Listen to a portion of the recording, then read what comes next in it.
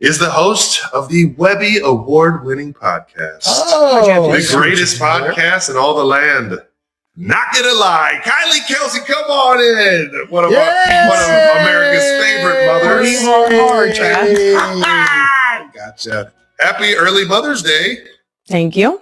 You guys are gonna do something special? Jason? No. Jason? Well, yeah, we always do something special on Mother's Day. Okay. You're setting yourself up, bud. You better start planning.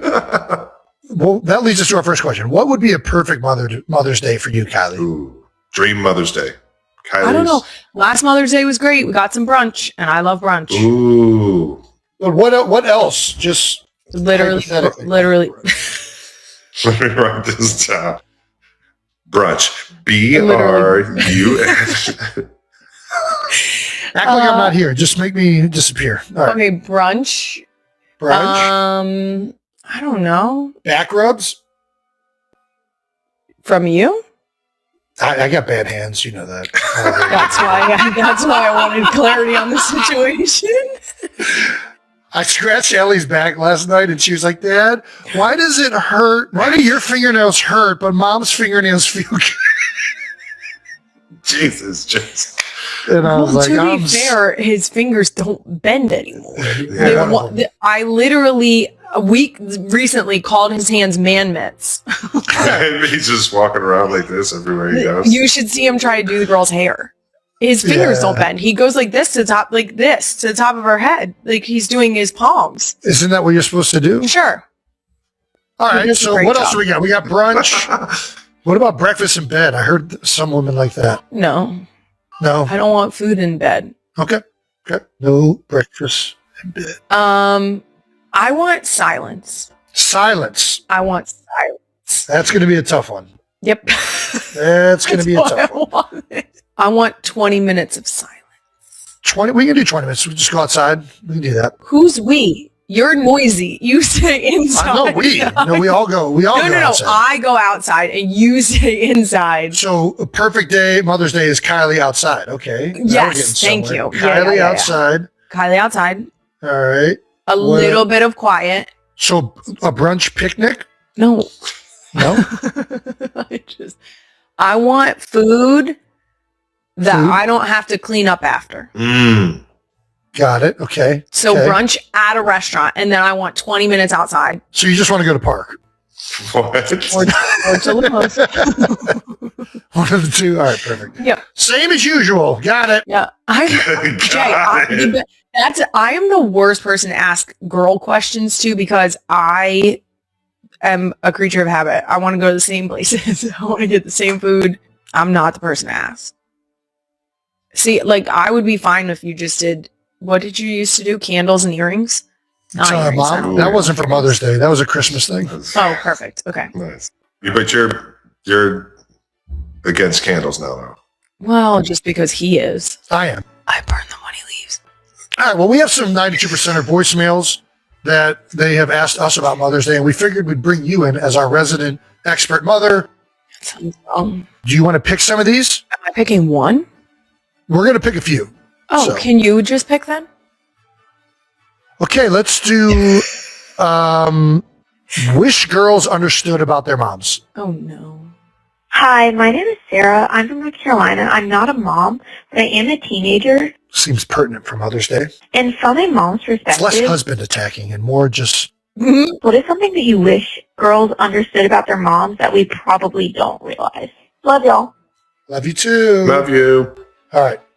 You remember what it was like to be a teenager? Yes, I do. Trash. And I remember that you have told me that most daughters in the teenage years struggle with moms. Yes. So I can only speak to my experience with my mother because I do realize that I lucked out. My mom is Lil Lisa's top tier. Shout out to Lise. Happy Mother's Day, Lise. My concern is that so this applies to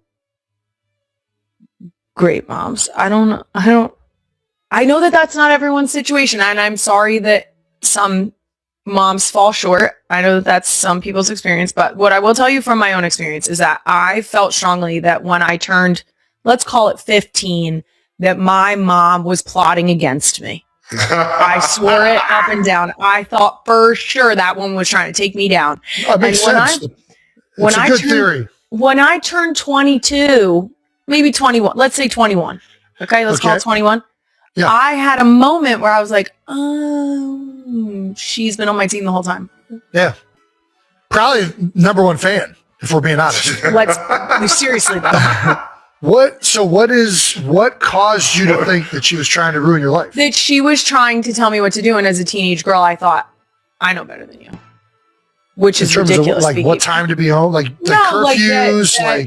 No, I didn't even go out. So what are we talking about there? There was a moment in time where I was potentially going to switch schools and she was advocating for that because I wasn't happy with like classmates and that sort of thing. And I was less classmates and more class. I was not excelling academically. Gotcha. Yeah, but that doesn't mean school's bad. That's what I'm saying. The school, great. When I leave the school, you want me to do homework? That's weird. Yeah. You do the work at the school. You just have me for 7 hours. And if you didn't get out of me then, I can't help you now. That's how I felt about it. Like my mom never brought work home. She did all of her work at work. Thank you. So Lise was advocating for you to leave schools or advocating for you to just do your We were exploring other options for me to potentially go to a different school that could help me academically. Is this like one of the... Jason Daniel. I don't know where to go from there. I think that's great advice. Moms are always on the side. We can go to the next voicemail. Let's go to the next voicemail. Show me the list. I'm done with him picking. I thought it was a fun one. I thought it was a good one. And that's good advice for all teenage girls out there. They might not be rooting against you. Let's see. First Mother's Day. Brandon likes that one. I don't think this one's going to be good, but let's go. Me neither. Let's go. Hey guys, I have a new father Mother's Day question here. If my wife is currently pregnant, but the baby isn't here yet, do I still have to get her a Mother's Day gift? No, don't tell her I said that. This is again where like girl questions I'm bad at. I would say no, the baby's not here yet. What I do think is that if you want to do a little something, maybe like flowers or something small, and be like, I can't wait until next year when we can celebrate your first official Mother's Day. That's a great segue, let's say. But I don't think that I gotta change some diapers. Do that yet. Those tits are still intact. You got a lot of milestones to overcome. What did you just say? Did he just say your tits are still intact? That's my wife. He said, I'm just being honest. This is what happens. Intact. That's my Your wife. tits are still intact. Tell Emily I'm so sorry. I will. Thanks, Kai. I appreciate you being on that side of the debate. That is not what I thought was going to happen. I know. That's why I'm saying I'm bad at girl questions. God, I can't believe you just referenced Jake's.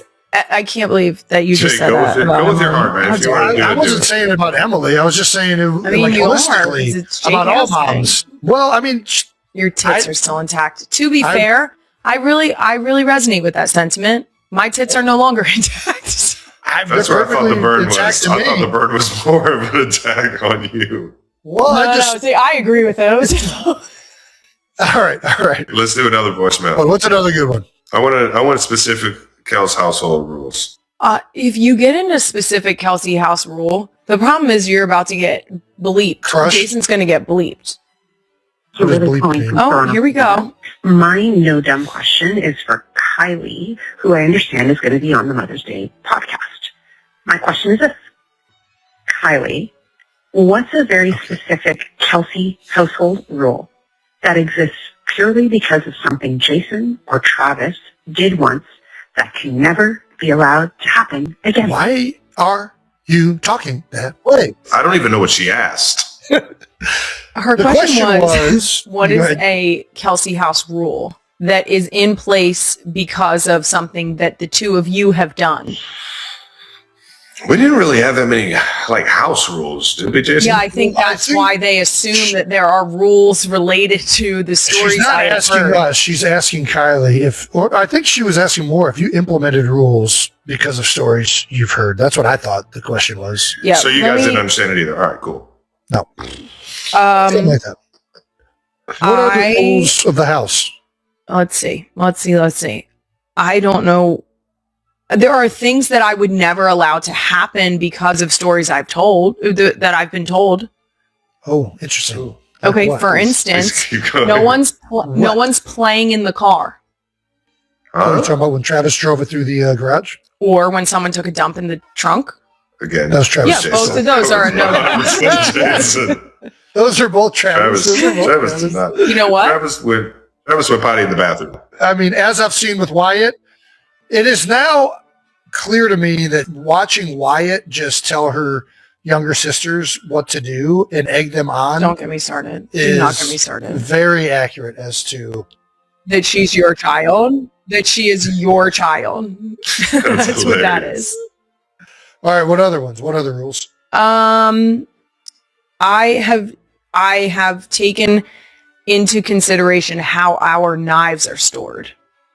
Because we used to throw knives in the air. Who's we? Who is we? Well, the only known story is of me, but I'm pretty sure Travis was doing it too. I got in on some of that fun for sure. Did you?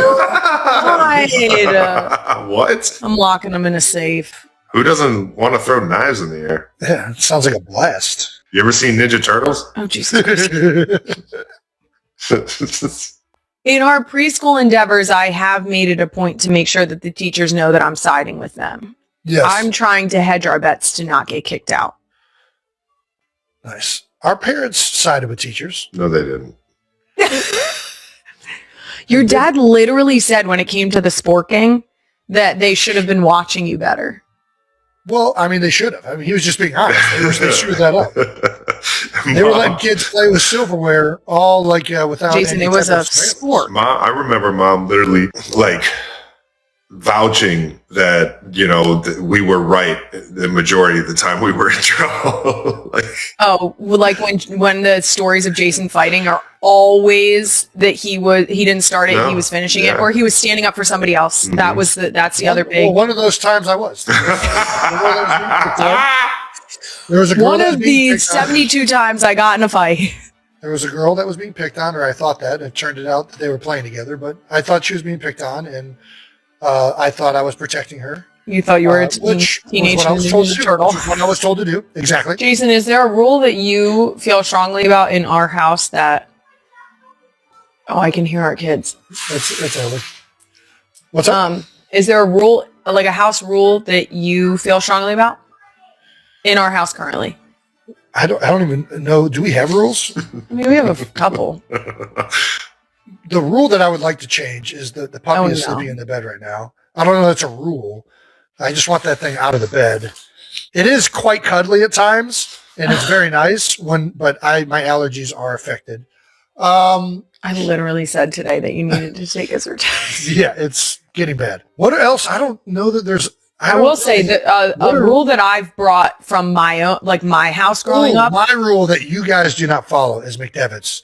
That I get sometimes a little bit a little upset is when the girls aren't eating their food. My Ed Kelce comes out and they're gonna fucking eat that food. And I'm not. No, they're not. There ain't no ifs, ands, or buts. They're not. Yeah, if they want to leave the table, they will. No, they're not gonna.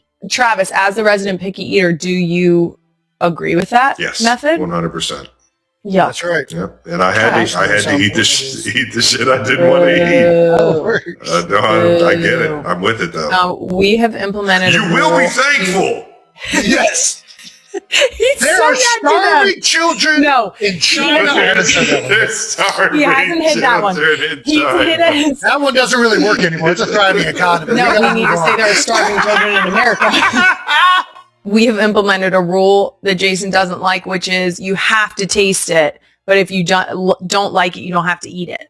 No, because then they can just like that rule. Because there's the stubborn part of Jason's side of the kid that's going to be like, I don't like it already. As soon as I touches my fucking palate, I'm going to spit it out and be like, I hate it.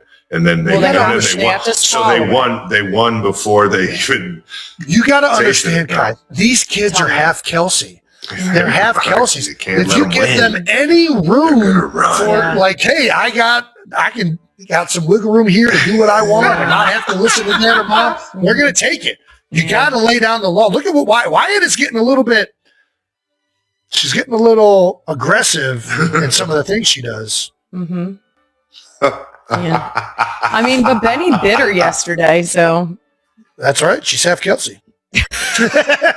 She knows. Yeah. The worst part is Benny bit Wyatt because Wyatt took something from Benny.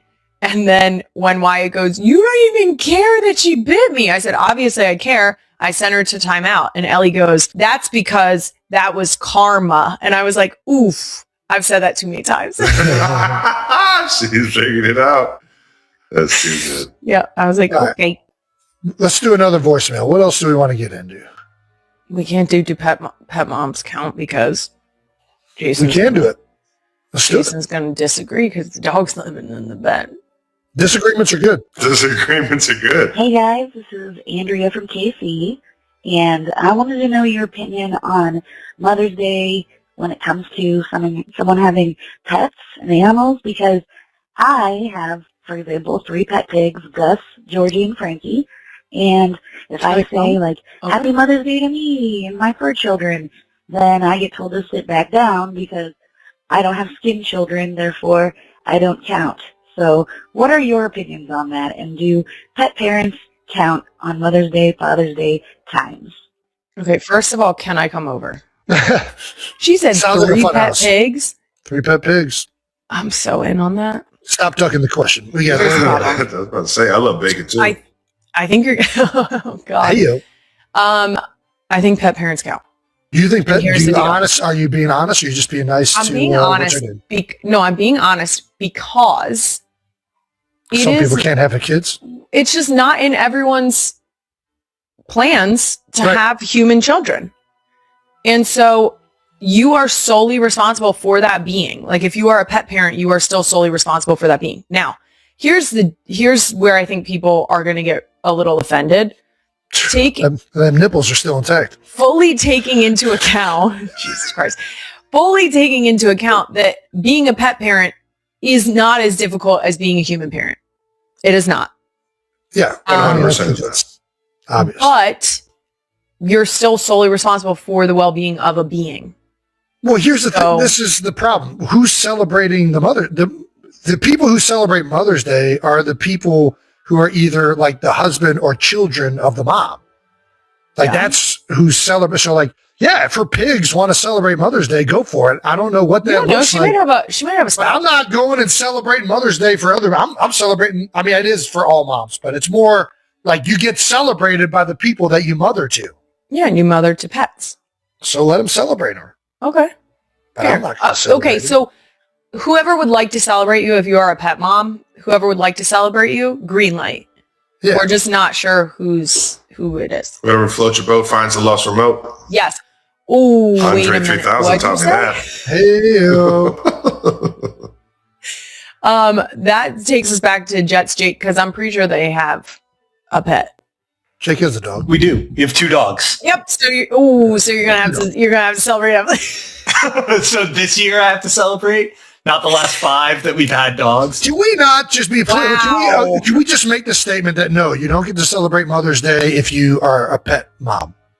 I think that if you want to celebrate Mother's Day as a pet mom, go the fuck right on and do it. Do your thing. Yeah, you can. It's a free country. You can do whatever you want, but I'm not going to partake in your imagination land. You don't have to. I don't know what this has to. Yes, that's the only reason she's asking. She's asking if there's a permission of like. What was her name? Happy Mother's Day to the pig mom. Andrea, I believe. Thank you. Happy Mother's Day to Andrea. I think it's really cool that you have 3 pigs. I think it's awesome. You are a mother to the pigs. I don't think you give yourself a Mother's Day though. Exactly. That's the only thing. If somebody wants to give you Mother's Day, I think that makes more sense. I'm not going to say, but again, I'm with you. Do what you want. I'm with you. Because to be honest, are you going to put up your own banner? What's happening? People love to celebrate, so celebrate. Fuck it. Sure. Fuck it. Go to brunch. Go to brunch with the pigs. Oh, have a good old time. Give yourself 20 minutes outside alone. Peaceful. Yeah. Away from the pigs.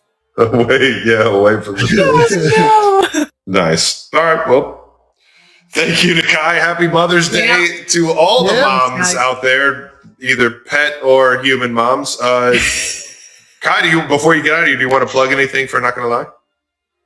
No. Cool. Don't Once waste again, time. Heights Hotline Mother's Day edition is brought to you by Expedia. Thank you to our partner, Sleep Number. Jason, you've been trying out a ton of new activities lately. How has it been impacting your sleep, though? Any soreness? Are you extra tired or ready to crash early? How's your sleep been lately, Jason? Sleeping's been good.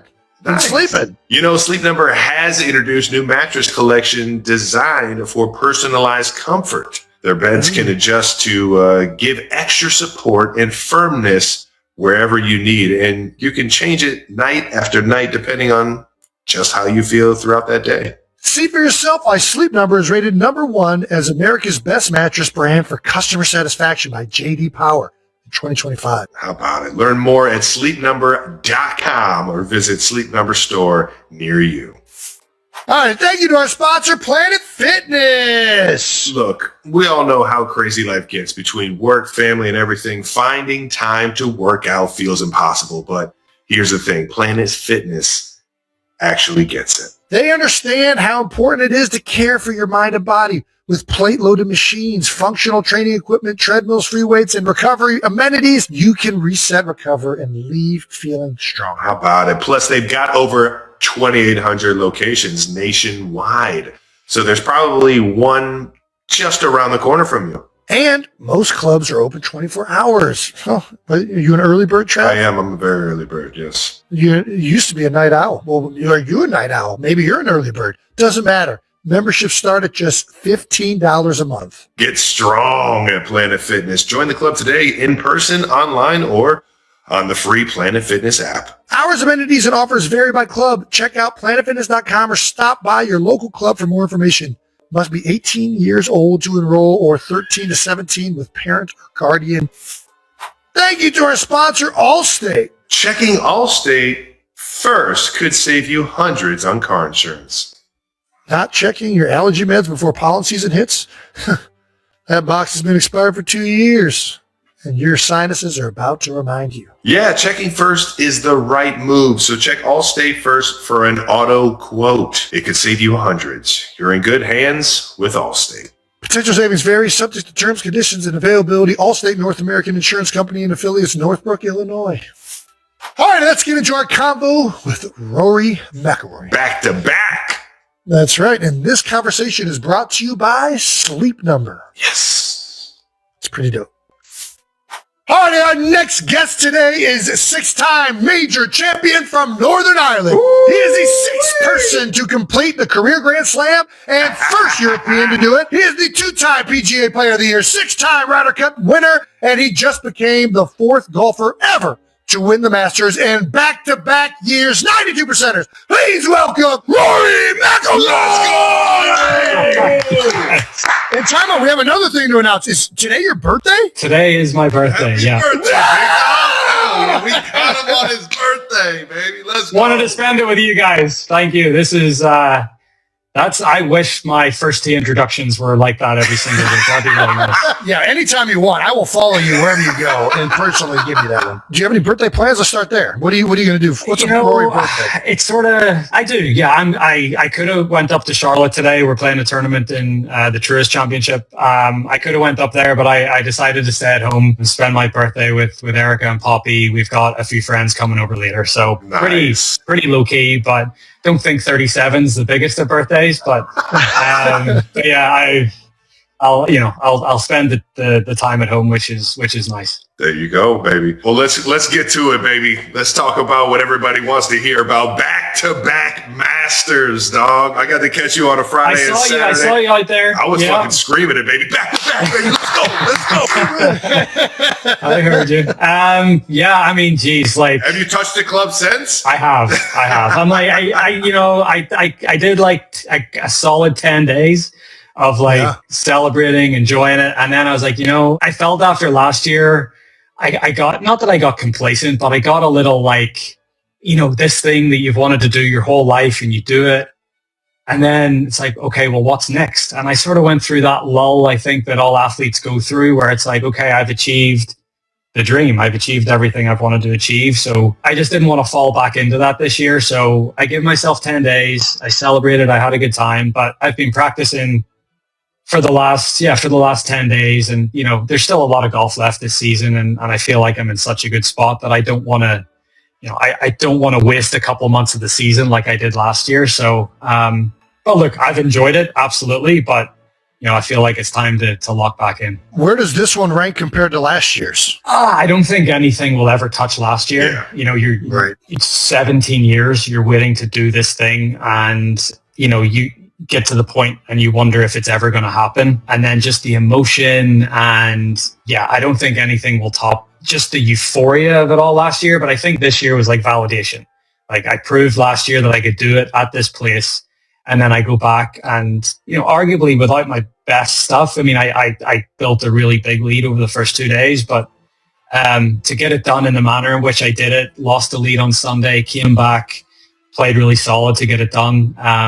I think just like validation on my part that, this is where I should be. This is the level that I should be operating at. I mean, it's also just a career, everything kind of came to moment, right? Because that was the last one you needed for the Grand Slam, is like, this whole thing that was just kind of hovering above you. I can imagine what that's like. I mean, Trav and I know we both have talked about when you win that Super Bowl, you really like flash back to like everything that you did. You go back to being like a kid again, like thinking about all these your moments first growing up football together cleats and putting on the pads for the first time, and you see it all come full circle, baby. Yeah, all of it. And I think that, it took me a while to process it all. I've even talked about, I dropped to my knees when I won that first one, and I get up and I turn around, and the first person I see is my lifelong best friend, Harry, who's on my bag. Just like, it's just like, you couldn't even write it. Like, it's just an unbelievable script. So there was a lot of stuff to process there, and it was my goal for so long, and finally it happened. It was like, I probably needed to give myself that time. And then this year it's felt different. I didn't want to do the, going up to New York and doing the late night shows and doing the whole thing. I just, I wanted to enjoy it with my friends, with my family. And as I said, lock back in a little bit earlier than I did last year. But all of the going up to New York and doing all that, it's good for the game, man. And you're obviously been the top of the game and one of the biggest names to ever play for such a long time. So doing that stuff, you're kind of giving back to the game and letting everybody know that, there's somebody that just accomplished what only 5 others have done in the entire history of this game. So it's I think that's always kind of needed. But I hear you on not wanting to get back into that after this one. Was there any in terms of before though? Was there any prep that you did differently going into this one that you maybe haven't done in years past? Yeah, absolutely. So I actually. My last couple of events before the Masters in Florida, I tweaked my back a little bit. So I had to pull out of the event in Orlando. And then I probably played at, probably 75% capacity at the Players. So I took 3 weeks off leading into Augusta, I think more to get my body right. And then it gave me the opportunity to go up to Augusta and prepare maybe more than anyone else in the field, which I actually got a little bit of shit for afterwards, which was weird, but trashing people for practicing, go figure. I know. How about that? But I felt as prepared as I have going in there, even though I hadn't had any tournament reps. My game felt good. I felt like, I'd spent so much time up there. I was so comfortable. But there's always a little bit of trepidation when you haven't played for 3 weeks competitively and you haven't had a card in your hand. It's like, those first few holes on Thursday, you're just trying to feel how you feeling, trying to play yourself into the tournament a little bit. So, but once I got through that first 9 holes on Thursday, I felt really good. And from then on, it was awesome. But yeah, I felt as prepared as I ever have going into that tournament. Nice. Is there something about Augusta National that just fits your game specifically? Like we hear about these courses sometimes. I mean, it seems like you play well everywhere. I guess every course fits your game. Exactly, yeah. Not quite. He's got every shot in his bag, yeah. What is it that makes you so successful down there, you think? I think my experience. So I've been playing that tournament since 2009, since I was 19 years old. So, I've played it. I think I've played the tournament 18 times. And it sets up well for my game. I hit it high. I hit it long. And I think over the years, because of the experience, I've just gotten to know the greens so much better and where to miss it. My short game won me this Masters. Right. And even I didn't drive the ball particularly well, which is usually my strength. Mm-hmm. And my recovery play and my short game is what won me this. So I think I proved to myself that I can win a lot of different ways. It doesn't always have to be about the, long straight drives and overpowering a golf course. I can do it different ways, but I've always felt since the first time I played there that this was a course that sets up well for me. And I had the potential to do well there. But obviously that's easier said than done. You need to go out there and hit the shots. And I feel like I was able to do that throughout my career, but I was never really able to piece it together for 4 days in a row. I'd have like 3 good days and then I'd throw in a 75 the last 2 years, my bad days weren't that bad.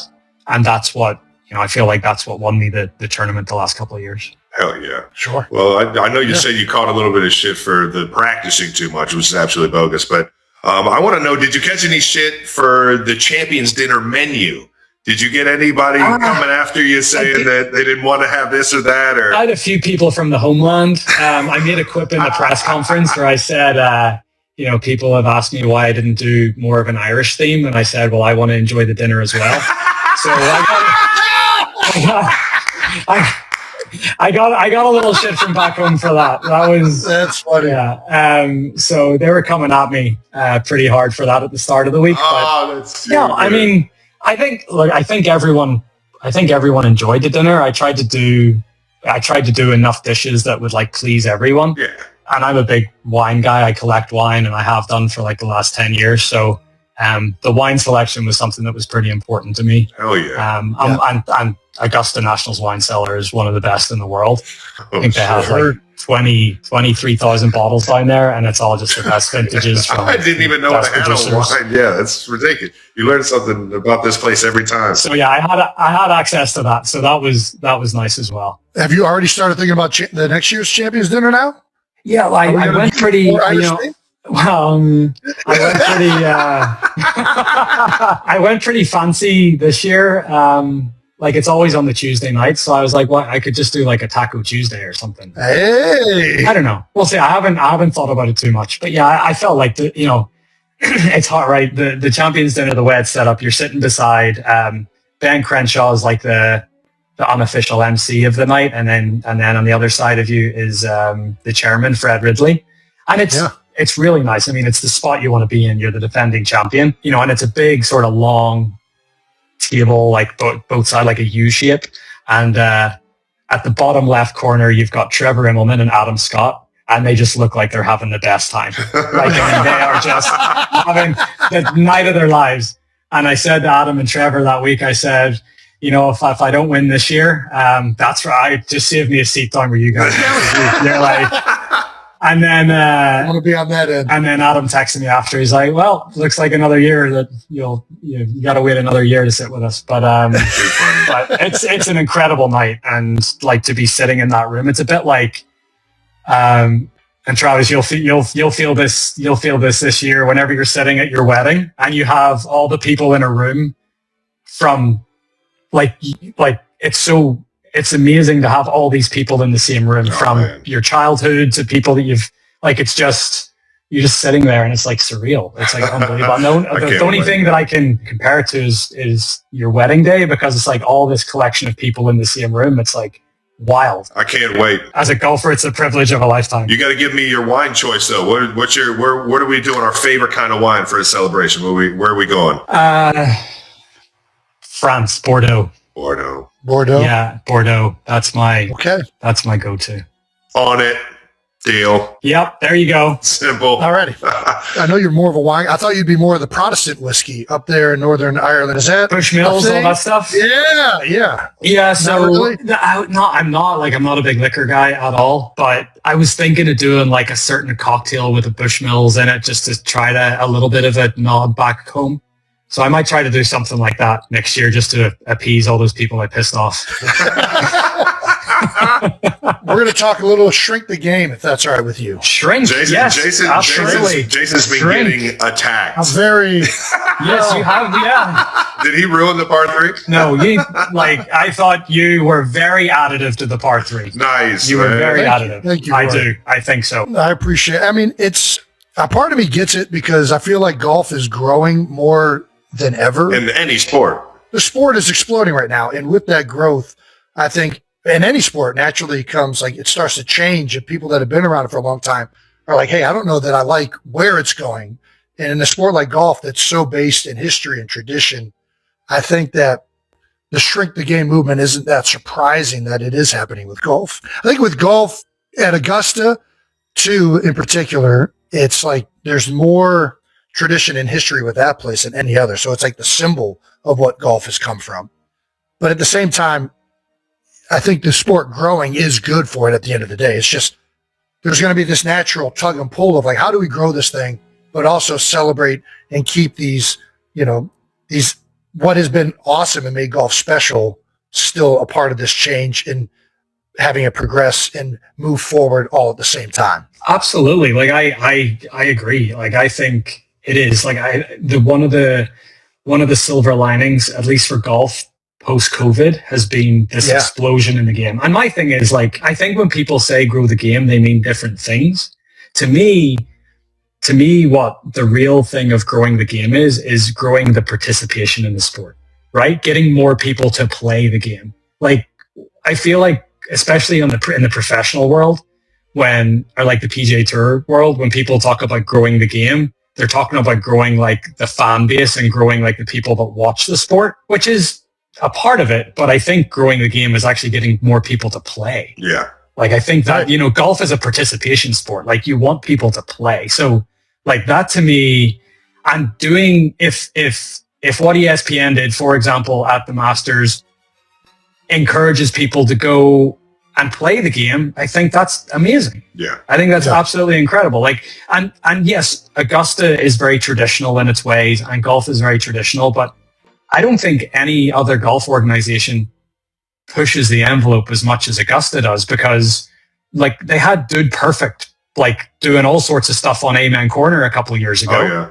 And they, they've embraced what you guys did with the par 3, and like they're always like, you can't, like, the golf demographic is old. How do we get it younger? And then if you get the young people in early, then they'll be in golf for the rest of their life. Like that's a really good thing. So I think there's certain values and traditions in golf that should stay, because I think it teaches young people good lessons, like whether it be like look at Cam Young yesterday calling a penalty on himself at the 100%. Like that stuff is really important.